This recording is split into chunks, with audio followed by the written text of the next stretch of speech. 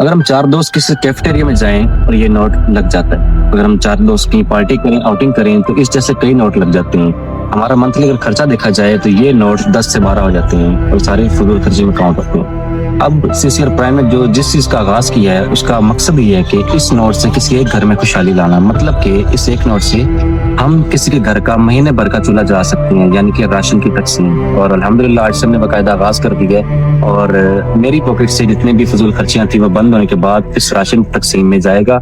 CCR prime का ये अज़म आप सबके साथ होगा इंशाअल्लाह।